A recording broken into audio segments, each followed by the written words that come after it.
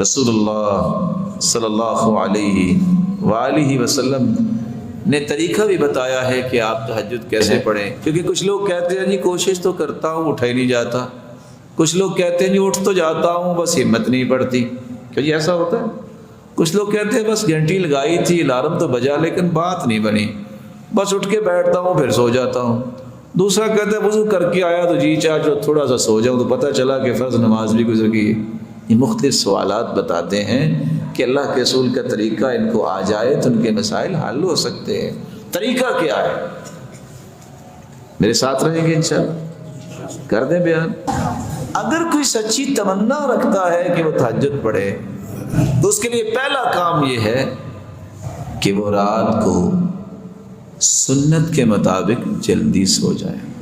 4 لوگوں کو اجازت ہے، وہ اجازت وہ استعمال کر سکتے ہیں۔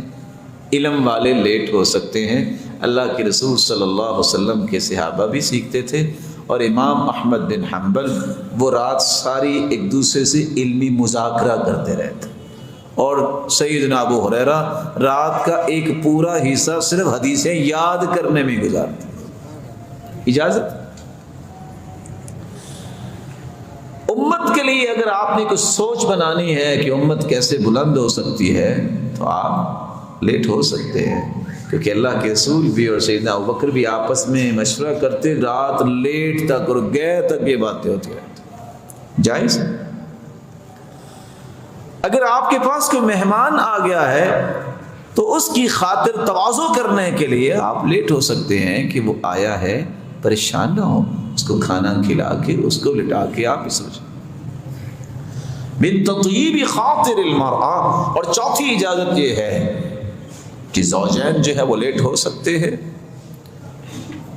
اگر آپ کے پاس یہ عذر نہیں تو آپ کو اگر سنت سے پیار ہے تو آپ کو جلدی سونا چاہیے۔ یہ پہلا طریقہ ہے جس سے آپ تہجد کے لیے تیار ہو سکتے ہیں، اور اس کے ساتھ ہی دوسرا طریقہ ملا لیجئے جو شاید کہ آپ کے لیے نیا ہو۔ حدیث میں آتا ہے قیلوا فإن الشیطان لا تقیل، قیلولہ کیا کرو، شیطان قیلولہ نہیں کرتا۔ قیلولہ کیا ہوتا ہے؟ ظہر سے پہلے کچھ دیر اپنے آپ کو ریلیکس کرنا، ظہر کے بعد فیلولہ ہوتا ہے۔ اور آج کی سائنس بھی یہ بتاتی ہے کہ only 26 منٹ 26 منٹ اگر آپ اپنے آپ کو لٹا لیں تو اس سے آپ تہجد کے لیے اپنے آپ کو تیار کر سکتے ہیں۔ دوسرا کام، آپ نے جب سونا ہے تو سونے سے پہلے آپ باوضو ہو کے سو جائیے۔ تیسرا کام، اذکار کر کے سو جائیے۔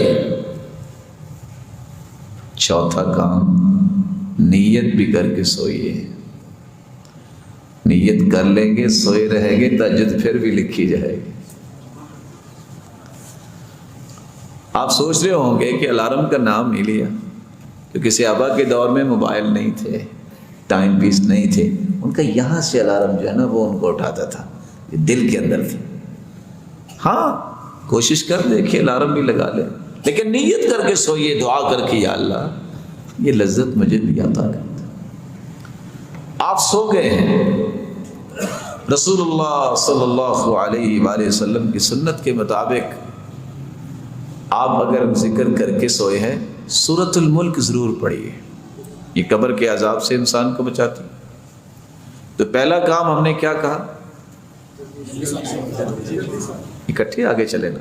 پہلا کام کیا کرنا؟ دوسرا کام جی، تیسرا کام، چوتھا کام ذکر کر کے سونا ہے، اور پانچواں کام نیت کر کے سونا۔ آپ سو گئے، اگر اللہ نے آپ کی نیت کو پسند کر لیا کہ واقعتاً یہ مجھ سے ہم کلام ہونا چاہتا ہے، میرا مالک ضرور اٹھائے گا۔ دل کی جو کیفیت ہوتی ہے نا، فیصلے اس پہ ہوتے ہیں۔ آپ اٹھے ہیں، بہت سارے اٹھنے کے بعد بھی فیل ہو جاتے ہیں، شیطان نہیں ان کو اٹھنے دیتا۔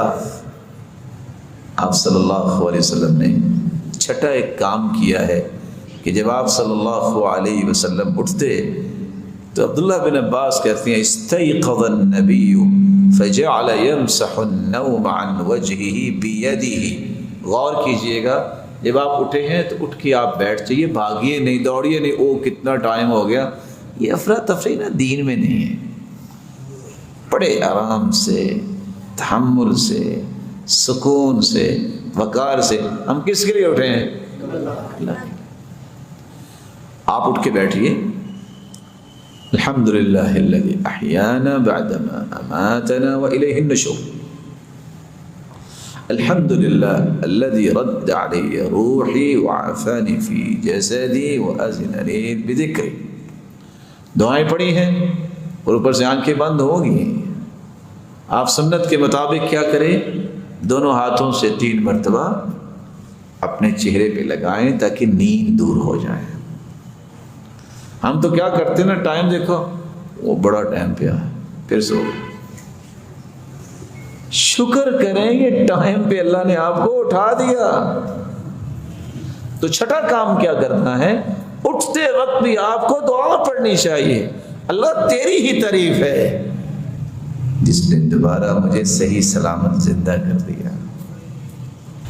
کیونکہ ہم رات سوتے ہوئے دعا پڑھتے ہیں اللہم بسمی کا. یہ نہیں کہتے ہم انام و استیقظ، میں اللہ کے نام پہ سوتا ہوں اور اٹھوں گا.